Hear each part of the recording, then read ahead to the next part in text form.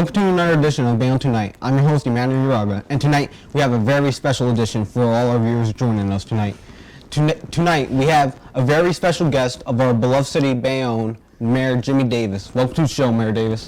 Thank you, Emmanuel. Thank you for having me. I just want to start off by asking, what sparked your interest in politics? Sparked my interest? Honestly, I could say I never had any interest of going into politics. This is not something I ever wanted to do. It's not something I aspired or set a goal to reach to be, to get involved in politics.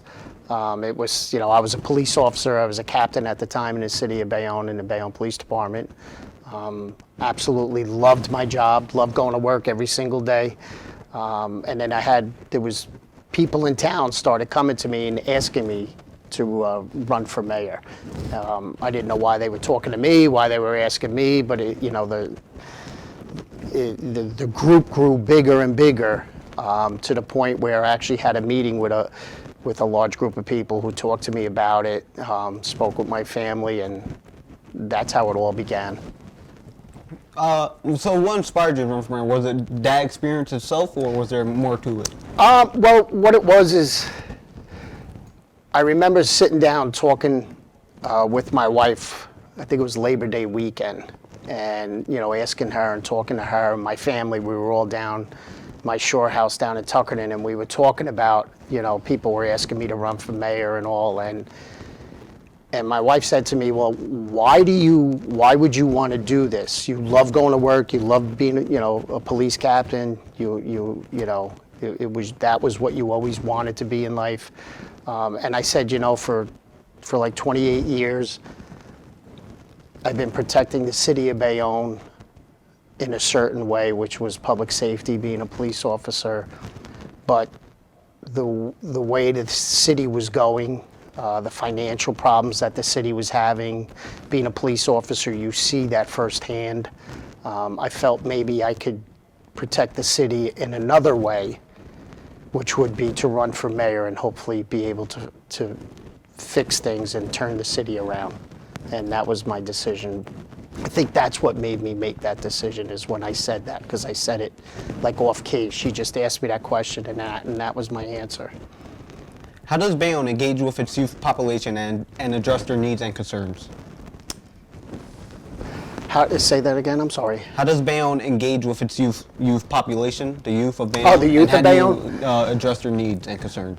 You know what? You have to be out there and about with our kids, with our youth. My son, Joshua, who's a junior here in Bayonne High School, he was just finishing first grade when I started this. So just being around him, his friends, all the kids in town, showing up at all the different events and speaking with kids, that's where you get what they're looking for and what they need. One of the first projects we did was a skate park. And I think I was mayor a couple months, and 15 kids showed up in my office, sat down and explained everything to me and said, hey, we need a skate park, like a real skate park. And I promised them we would do that and that they would be part of the process. So that whole skate park you see at First Street behind Little League was actually helped and designed by the youth of Bayonne, working with Spawn Ranch from California to design it. What challenges do you face as a mayor, and how do you overcome them? Challenges are, it's every day. Every day you're dealing with different problems, whether it's 100-year-old pipes that are in the ground that nobody sees every day and they burst, to development, to police, fire, school systems. Every day you have to take it as it comes. As it comes at you, you have to work. And the best way you can do it is to get opinions from everybody who's involved, to make sure you're not just making decisions on what you think. Get everybody in the room together, figure out what's going on, identify what the problem is, identify what needs to be done, and then figure out a plan and a procedure to go, and how do we attack it and how do we fix it. It can't be just me making those decisions. What is your favorite memory being mayor of Bayonne? My favorite memory, I guess the most intimate memory I have is our very first Buddy Baseball parade.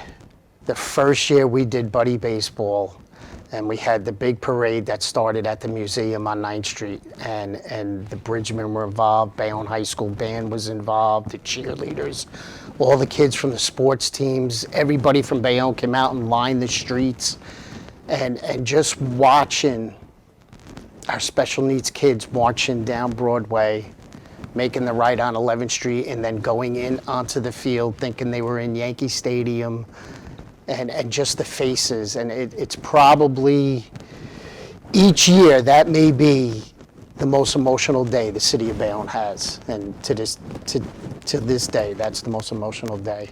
And I think that very first parade was so special. Can you discuss any recent initiatives aimed at improving education in Bayonne? Improving education, again, it has to be a two-way street. Technically, we have a Board of Education who's in charge of making sure that our children are educated and that they're getting everything they need to be educated. It's up to me to help and work with them, to identify funding, to identify initiatives like you're saying, and to work with them. But it has to be a two-way street. I have to work close hand in hand with them. They need to work close hand in hand with me. Otherwise, it doesn't work. Otherwise, something's going to get left out. And I think the best thing that I can do is to have constant communication with the superintendent, the assistant superintendents, administrators, teachers, even bus drivers, and janitor staff. Like everybody, there are things someone's going to say to you that you're not going to realize, and just the littlest thing could change a whole system to help, for our children. How does Bayonne prepare for any potential natural disasters, floods, or climate change impacts? We prepare as they're coming. We're preparing hopefully for the future to try and, we have a whole plan to start mitigating a lot of our flood zones, our flood areas. We have a whole engineering crew working on that because we do have certain low-lying areas in the city of Bayonne that some streets, it's almost as if somebody sneezes, they flood. And it's been like that for 75 years, and it's time to fix that. Excuse me, if you look at Fitzpatrick Park, for example, okay, so 26th Street, 25th Street, and Avenue C used to flood all the time. So when we redid Fitzpatrick Park, we put a whole cistern system underneath the park. So now when we get those heavy rains, those heavy storms come in, they will hold that water till the following day. And then it would be pumped out into the system. And it has worked. We don't flood in that area. So now we're going to take that to the other areas around town so that we can stop the flooding. As far as natural disasters and everything, we have a whole OEM team. Junior Ferranti's our OEM coordinator. We're pretty much ready when something's going to happen. We've had meetings. We're set for whatever nature's going to throw at us. Can you discuss any recent successions or milestones achieved during your term as mayor? I think the most important one is the financial stability of the city. Back in 2014, we had a $24 million structural deficit that we no longer have now, and a lot of that is attributed to the development of the city. Taking the Military Ocean Terminal, which only had one building on it, back in 2014, and if you go down there now with Costco and LA Fitness and Starbucks and then all the apartments down there, all that money that's coming into Bayonne, the buildings you see around town, taking all the empty lots along Avenue E, along the light rail, and turning them into residential apartments, has stabilized the city's finances to the point where at one point, we were almost at bankruptcy, and now bankruptcy is not even in our vocabulary. Can you share any plans for enhancing parks and green spaces in Bayonne? We've been doing that since 2014. As soon as I came into office, one of the first projects we did was to fix the ice rink because the system needed to be completely rehauled. We did all of that. The next project was Veteran Stadium, and then we attacked all the parks, started attacking all the parks to redo all the parks. And at the same time, I went to Tom DeGeese and Kenny Kopaz, who's assistant superintendent here, but also a freeholder or a commissioner, county commissioner for the city of Bayonne, to redo Hudson County Park. So if you go around Bayonne now, you will see a lot of the parks that we have done, and my goal is to finish every single park in Bayonne. Every single park will have an uplift and an upgrade. How does Bayonne support its veterans and their families? Veterans and their families are probably the most important group of people in the United States. It kind of annoys me at times that we're actually having to help them. The federal government, the state government, we should be taking care of them for every need that they have. Anyone who is going to join the armed forces and defend our freedom here and around the world deserves to be taken care of. I do everything and anything I can for the armed for any veteran that comes in, whether they need housing, they need help with other instances, whatever they need, I will stop whatever I'm doing to help a veteran. They are the most important people we have in this country. What strategies are in place to address the housing needs of seniors in Bayonne? We work with the Bayonne Housing Authority. In fact, they're in the process now of putting up their first new building, probably in 20, 30 years. They're going to build a new building over on Oak Street. And part of that building is going to be for special needs adults, like autistic adults, and half the building will be for seniors. We're also trying to identify more property for them to acquire to build more senior housing, because we do have a population that is getting into that point where, you know, we need more senior housing. Do you set any goals for Bayonne or yourself, and what are they and how do you achieve them? My goals for the city of Bayonne is to be a city of one. I've been mayor since 2014, and we've been through some rough times here in the city. You had the Bayonne Bridge construction. You had the Turnpike 14A exchange being redone at the same time the bridge was being lifted. We've dealt with social issues over the last 10 years. We've had COVID, which lasted 3 years. We've been through a lot as a city, as a country. Bayonne came out of it pretty strong because Bayonne's best are its people. And my goal for Bayonne is for everybody to come together as one, to work as one. So before something happens, or if something happens, before someone judges beforehand, let's come together and make a decision as one to make sure that nobody's being mistreated, there are no issues. And if there is an issue, let's identify it and let's work together so that we keep ourselves as a close-knit community. What future events do you have planned for Bayonne?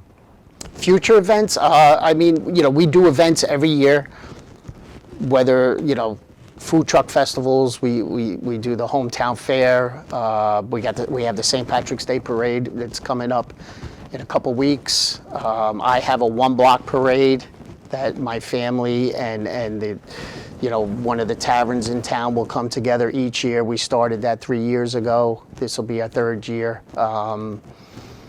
You know, the music, between music and arts, that is the one group that I really want to use and have been using to bring people out. The more I can get people in Bayonne out and about with each other and mingling with each other, the more the sense of the community will be, and that's what I want. I want people to know who their neighbors are. You know, when I was growing up in Bayonne, there was no better place in the world to grow up in than in the city of Bayonne. And when you went out and you were playing with your friends as a little kid, you know, parents all sat out on their stoops And all the parents knew each other. They would all talk to each other. They all looked out for everybody else's kid. I want to get back to that. I want people to know. It's a little tougher nowadays because, both parents are working. Kids are involved in sports, which go all year round. So parents are running here, running there. But trying to get the city to become together and people to get to know each other and become friends with each other is what makes a community, and that's what, sews the thread together to keep everyone together. How do you engage with neighboring communities within New Jersey to foster collaborations and partnerships? The easiest thing to do is just work with them. My job as a mayor is to form relationships with other people, whether it's the governor, other mayors, state, federal level administrators. The reason being is because they can help you. And my job is to take care of the people of Bayonne. That's what my job is. It's to form relationships, to get things for our city. If I see something that's going on, say in Jersey City or Union City or Northburg, and that they're doing that we don't have, I can go to those mayors. And I could sit down and talk with them and say, hey, how did you, and they'll introduce me to someone, say, hey, they're running this program, go talk to them, and then it's my job to figure out, what it is, and then, bring in Pete Amadei or bring in someone from the Board of Education and say, hey, look at the program they're doing.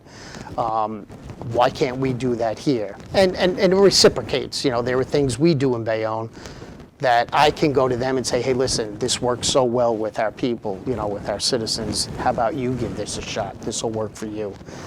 It's all about relationships. My job is about having relationships and friendships. I want to backtrack a little. As you were telling us about your career in law enforcement, I want to ask, what inspired you to get a career in law enforcement? That was something I always wanted to do. My goal was actually to be an NYPD officer.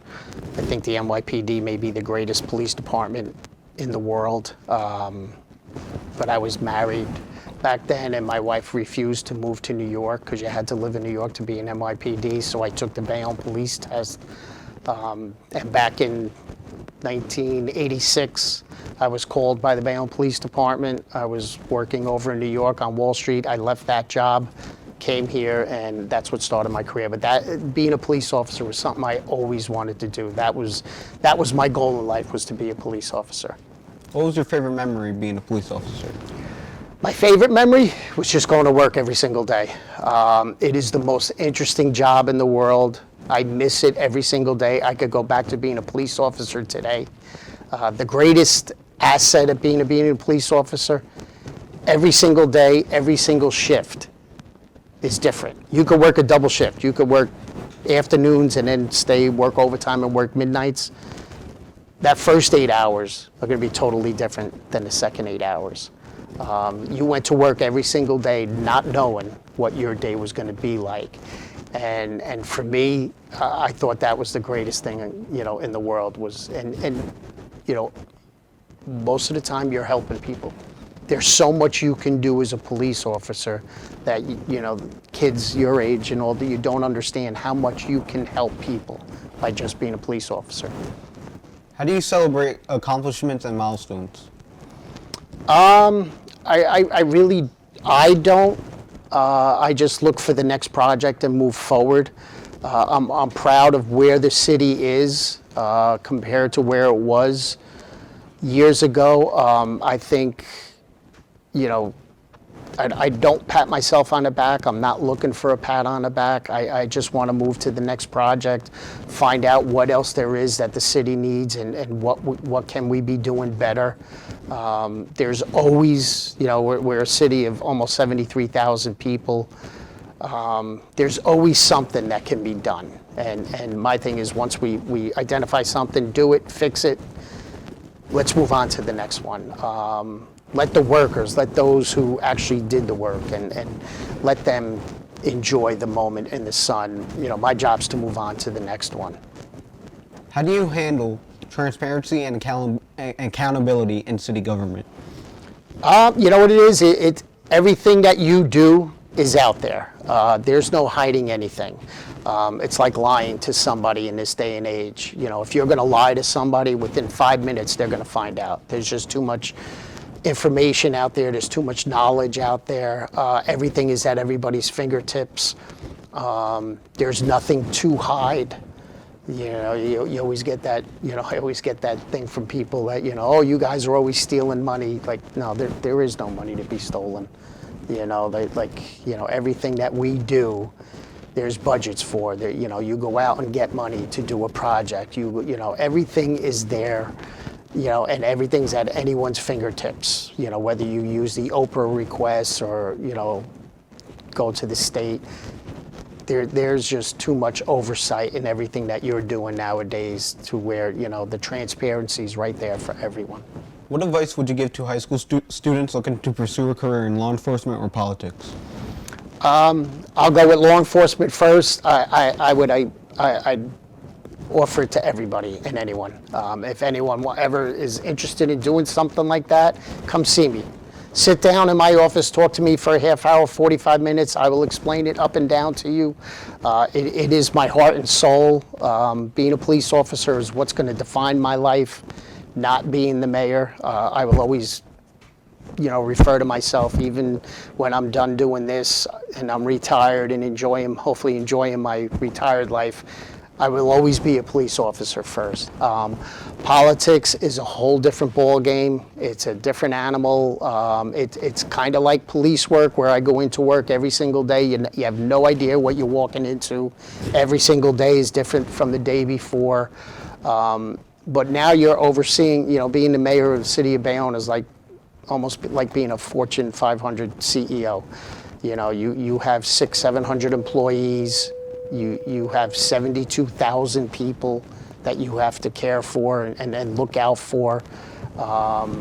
You have a whole city infrastructure that you have to make sure is working for every single day, because everybody's happy as long as they wake up in the morning and they can flush a toilet and turn their water on, but the morning they wake up and they go to flush a toilet and it don't flush, or they turn their water on, they can't take a shower, you're going to have people screaming and yelling. Okay. So.